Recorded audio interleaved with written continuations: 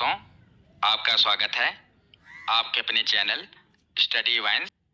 तो आज का हमारा टॉपिक है मौलिक कर्तव्य यानी कि फंडामेंटल ड्यूटीज। तो इससे पहले मैंने आपको मौलिक अधिकारों के बारे में डिटेल में एग्जाम्पल के साथ पढ़ाया था। अगर आपने मौलिक अधिकारों वाली यानी कि फंडामेंटल राइट्स वाली वीडियो नहीं देखी तो जरूर देख लेना। आज हम मौलिक कर्तव्यों के बारे में पढ़ेंगे। बहुत छोटा सा टॉपिक है पर बहुत महत्वपूर्ण है एग्जाम के पर्पज से भी, और वैसे भी नागरिक होने के नाते हमें हमारे मौलिक कर्तव्यों के बारे में पता होना चाहिए। तो चलिए बिना देरी किए हुए वीडियो को शुरू करते हैं। तो चलिए वीडियो की शुरुआत करते हैं। पहले हम थ्योरी को पढ़ेंगे और लास्ट में इस टॉपिक से संबंधित जो प्रीवियस ईयर क्वेश्चन हैं उन्हें कवर करेंगे। तो बहुत ही आसान टॉपिक है और छोटा सा टॉपिक है। बस आपको कुछ फैक्ट याद रखने हैं और टोटल 11 मौलिक कर्तव्य हैं जो आपको याद रखने हैं और बहुत ही आसान है। एक बार आप देख लेंगे तो आपको याद हो जाएगा और लास्ट में प्रीवियस ईयर क्वेश्चन सोल्व कर लेंगे तो पूरा टॉपिक आपका कंप्लीट हो जाएगा। तो चलिए पहले ये देखते हैं कि जो मौलिक कर्तव्य हैं ये भारतीय संविधान में शामिल कैसे हुए। तो मूल संविधान में मौलिक अधिकारों की अवधारणा को तो रखा गया था, परंतु मौलिक कर्तव्यों को इसमें शामिल नहीं किया गया था। तो जो मूल संविधान था उसमें मौलिक अधिकारों को शामिल किया गया था, यानी कि हमें अधिकार दिए गए थे, परंतु जो मौलिक कर्तव्य थे इन्हें उसमें शामिल नहीं किया गया था। तो फिर 1976 में सरदार स्वर्ण सिंह समिति ने, ये याद रखिएगा कौन सी समिति, सरदार स्वर्ण सिंह समिति, इन्होंने सिफारिश की कि संविधान में मौलिक अधिकारों के साथ मूल कर्तव्य भी होने चाहिए। तो इन्होंने कहा था कि संविधान में मौलिक अधिकारों के साथ साथ मूल कर्तव्यों का भी एक अलग स्थान होना चाहिए। तो सरदार स्वर्ण सिंह समिति की अनुशंसा पर संविधान के 42वें संशोधन, याद रखिएगा कौन सा संशोधन, 42वां संशोधन, और कौन से सन में, तो 1976 ईस्वी में 42वें संविधान संशोधन के अंतर्गत मौलिक कर्तव्यों को संविधान में शामिल कर लिया गया। तो ये पूछा जाता है कौन सी समिति थी, स्वर्ण सिंह समिति, कौन सा संशोधन था, तो 42वां संशोधन, और कौन सा सन था, तो 1976 ईस्वी में इसे मौलिक कर्तव्यों को हमारे संविधान में शामिल कर लिया गया, जबकि मूल संविधान में मौलिक कर्तव्यों का कोई प्रावधान नहीं था। इसे बाद में संशोधन के द्वारा शामिल किया गया। और याद रखिएगा कि इसे रूस के संविधान से लिया गया है। किसके संविधान से, तो रूस के संविधान से। और मौलिक कर्तव्यों को संविधान के भाग 4A में शामिल किया गया है। कौन सा भाग, भाग 4A और अनुच्छेद 51A। तो इसे पिछली वीडियो में मैंने आपको भाग 4 के बारे में पढ़ाया था। हमने देखा था कि भाग 4 में राज्य के नीति निर्देशक तत्व थे, जिसका अनुच्छेद था 36 से लेकर 51 तक। तो उसी के बाद भाग 4 के बाद भाग 4A को शामिल किया गया, जिसमें मौलिक कर्तव्य शामिल किए गए, और वहां पर अनुच्छेद कितना था, 36 से लेकर 51 तक। तो 51 के बाद 51A को भी जोड़ दिया गया, जिसमें मौलिक कर्तव्य शामिल कर दिए गए। तो राज्य के नीति निर्देशक तत्व और मौलिक कर्तव्य, इनमें कुछ समानताएं हैं। आपको उसी प्रकार कंपेयर करके पढ़ना है ताकि आपको ज्यादा देर तक याद रहे अगर आप कंपेयर करके पढ़ेंगे। राज्य के नीति निर्देशक तत्व, उसमें मैंने आपको बताया था कि उसमें राज्यों के कर्तव्य के बारे में बताया गया है कि जब राज्यों के पास पर्याप्त संसाधन होंगे तो वो जनता को अधिकार देंगे, अगर उनके पास पर्याप्त संसाधन नहीं है तो नहीं देंगे। मतलब कि ये राज्यों के ऊपर था कि वो हमें अधिकार दें या ना दें, और इसके खिलाफ हम न्यायालय भी नहीं जा सकते, ये मैंने आपको बताया था। ठीक उसी प्रकार जो मौलिक कर्तव्य हैं, इसमें हमारे यानी कि नागरिकों के कर्तव्यों का वर्णन है, और इसमें हमें कोई फोर्स नहीं कर सकता कि हमें ये कर्तव्य पालन करने ही होंगे। ये हमारे ऊपर है कि हम इन कर्तव्यों का पालन करें या ना करें।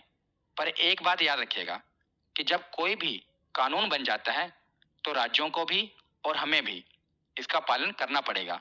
अगर मैं आपको एग्जाम्पल की सहायता से समझाऊं तो देखिए, अगर हम बात करें राज्यों के नीति निर्देशक तत्वों की, तो इसमें मूल संविधान में मैंने आपको बताया था कि जो पंचायतों का गठन है, इसे अनुच्छेद 40 और राज्य के नीति निर्देशक तत्वों में शामिल किया गया था। यानी कि राज्यों के ऊपर था कि वो पंचायत को लागू करें या ना करें, पर बाद में संविधान में संशोधन करके इसे कानून बना दिया गया। अब हर राज्य को ये जो पंचायत का गठन है, इसे अपने अपने राज्यों में लागू करना पड़ता है। ये कानून बन गया है। ठीक उसी प्रकार कुछ मौलिक कर्तव्य हैं जिन पर कानून बना हुआ है, तो उसे हमें पालन करना पड़ेगा। हम ये नहीं कह सकते कि ये मौलिक कर्तव्य हैं, हमारी चॉइस है कि हम पालन करें या न करें, क्योंकि जब कानून बन गया तो उसका हमें पालन करना ही होगा। जैसे आगे हम पढ़ेंगे कि पर्यावरण की रक्षा करना ये हमारा मौलिक कर्तव्य है और इस पे कानून भी बना हुआ है। जब तक ये मौलिक कर्तव्यों में था तो हमारे ऊपर था, पर जब संविधान में संशोधन करके इस पर कानून बन गया तो हमें इसे पालन करना ही पड़ेगा, नहीं तो हमें इसका दंड भुगतना पड़ेगा। तो चलिए अब आगे देखते हैं। तो अब हम महात्मा गांधी जी का एक प्रमुख कथन देख लेते हैं जो कि मौलिक कर्तव्यों से संबंधित है। तो मेरी ये कोशिश रहती है कि जो भी प्रमुख कथन होते हैं उस टॉपिक से संबंधित वो मैं आपको जरूर कवर कराता हूँ, क्योंकि आजकल एग्जाम में कथन बहुत पूछे जाते हैं, इसीलिए ध्यान से सुनिएगा। तो महात्मा गांधी जी ने कहा था कि हमारे अधिकारों का सही स्रोत हमारे कर्तव्य होते हैं। यदि हम अपने कर्तव्यों का सही ढंग से निर्वाह करेंगे तो हमें अधिकार मांगने की आवश्यकता नहीं होगी। ये महात्मा गांधी जी का कथन है, याद रखिएगा। तो अब हम आगे देखते हैं। तो इतने से आपके एग्जाम में 4 प्रश्न बनेंगे और बहुत ही इंपॉर्टेंट है, ध्यान से सुनिएगा। कौन कौन से प्रश्न बनेंगे? तो पहले तो जब हमारा संविधान बना था, जो हमारा मूल संविधान था, उसमें कितने मौलिक कर्तव्य थे? तो 0, कोई भी मौलिक कर्तव्य नहीं थे। पहला प्रश्न ये हो गया। और दूसरा प्रश्न ये है कि 42वां संविधान संशोधन करके 1976 में कितने मौलिक कर्तव्यों को शामिल किया गया? तो 10 मौलिक कर्तव्यों को शामिल किया गया। ये दूसरा प्रश्न है, याद रखेगा। उसके बाद 86वां संविधान संशोधन 2002 में किया गया और उसमें एक और मौलिक कर्तव्य को शामिल कर लिया गया। कौन सा मौलिक कर्तव्य है वो हम आगे पढ़ेंगे। तो अब टोटल कितने हो गए? तो 11 मौलिक कर्तव्य हो गए। वर्तमान में हमारे पास कितने मौलिक कर्तव्य हैं? तो 11 मौलिक कर्तव्य हैं। देखिए, मूल संविधान में कितने थे? 0। पहला प्रश्न ये हो गया। उसके बाद 42वें संशोधन के तहत कितने मौलिक कर्तव्यों को शामिल किया गया? तो 10 मौलिक कर्तव्यों को शामिल किया गया। ये दूसरा प्रश्न हो गया। उसके बाद 86वां संशोधन करके एक मौलिक कर्तव्य और जोड़ा गया। ये तीसरा प्रश्न हो गया। और उसके बाद वर्तमान में कुल कितने मौलिक कर्तव्य हैं? तो 11 मौलिक कर्तव्य हैं। ये चौथा प्रश्न हो गया। आशा करता हूं आपको बारीकियां समझ आई होंगी। अब हम एक एक करके 11 मौलिक कर्तव्यों को पढ़ना शुरू करते हैं। तो पहला मौलिक कर्तव्य है कि प्रत्येक नागरिक का यह कर्तव्य होगा कि वह संविधान का पालन करे, उसके आदर्शों, संस्थाओं यानी कि जो न्यायालय है, संसद है, उसको, राष्ट्र ध्वज को यानी कि हमारे तिरंगे झंडे को और राष्ट्रगान का आदर करे। यह प्रत्येक नागरिक का कर्तव्य होगा। तो ये पहला मौलिक कर्तव्य है। दूसरा है कि स्वतंत्रता के लिए हमारे राष्ट्रीय आंदोलन को प्रेरित करने वाले उच्च आदर्शों को हृदय में संजोए रखे और उनका पालन करे। तो जो हमारे स्वतंत्रता सेनानी थे जिन्होंने भारत को आजादी दिलाई, उनके भी कुछ सपने थे, आदर्श थे कि भविष्य में हमारा प्यारा भारत कैसा होगा। तो हमें चाहिए कि उन उच्च आदर्शों को भी अपने हृदय में संजोए रखें और उनके भी आदर्शों का पालन करें। और अगला कर्तव्य क्या है कि भारत की प्रभुत्ता, एकता और अखंडता की रक्षा करें और उसे अक्षुण्ण रखें। तो हमारा ये कर्तव्य होगा कि हम भारत की एकता और अखंडता को बनाए रखें। तो अगला मौलिक कर्तव्य क्या है कि देश की रक्षा करना और आह्वान किए जाने पर राष्ट्र की सेवा करना। तो हमारा कर्तव्य होगा कि हम अपने देश की रक्षा करें और जब भी हमारे देश को हमारी जरूरत पड़े तो उसके लिए हम तैयार रहें। तो ये चौथा कर्तव्य है। और 5वां मौलिक कर्तव्य क्या है कि भारत के लोगों में समरसता और समान भ्रातृत्व की भावना का निर्माण करना, जो धर्म, भाषा, प्रदेश या वर्ग आधारित सभी प्रकार के भेदभाव से परे हो। तो हमारा ये कर्तव्य होगा। आपको पता है कि भारत विविधताओं से भरा हुआ देश है। यहाँ पर बहुत से धर्म हैं, भाषाएं हैं, समुदाय हैं। तो हमारा ये कर्तव्य होगा कि हम भाषा, धर्म इसके आधार पर किसी से भेदभाव ना करें और भाईचारे को बनाए रखें। ये हमारा कर्तव्य होगा। और साथ ही साथ ऐसी प्रथाओं का त्याग करें जो स्त्रियों के सम्मान के विरुद्ध हो। ये भी हमारा कर्तव्य है। तो 5 मौलिक कर्तव्य हमने पढ़ लिए, बचे 6 और। तो बहुत ही आसान है, आप देख ही रहे होंगे। एक बार आप पढ़ लेंगे तो आपको ये भूलेंगे नहीं। तो छठा मौलिक कर्तव्य है कि हमारी सामाजिक संस्कृति की गौरवशाली परंपरा का महत्व समझें और उसका परिरक्षण करें। तो आपको पता है कि हमारी जो भारत की संस्कृति है बहुत महान है और हम इस बात पर इतराते भी हैं कि हम भारतीय संस्कृति के हैं। तो आपको अपनी इस भारतीय संस्कृति की जो गौरवशाली परंपरा है इसे बचा कर रखना है, इसकी रक्षा करनी है। तो अगला मौलिक कर्तव्य है कि प्राकृतिक पर्यावरण की, जिसके अंतर्गत वन, झील, नदी और वन्य जीव आते हैं, इनकी रक्षा करें और उसका समर्थन करें। तो जो ये धरती है केवल हमारे लिए नहीं है, इसमें वन भी हैं, झील भी है और जो वन्य जीव हैं इनकी भी ये धरती है। तो हमारा ये कर्तव्य है कि हम इनकी भी रक्षा करें और साथ ही साथ प्राणी मात्र में दया भाव रखें। ये तो आपको समझ आ ही गया होगा। तो आगे देखते हैं 8वां मौलिक कर्तव्य कि वैज्ञानिक दृष्टिकोण और ज्ञानार्जन की भावना का विकास करें। तो ये इसमें कहा गया है कि हम साइंटिफिक थिंकिंग रखें, यानी कि लॉजिकल सोच रखें। तो अगला मौलिक कर्तव्य है कि सार्वजनिक संपत्ति की सुरक्षा करना और हिंसा से दूर रहना।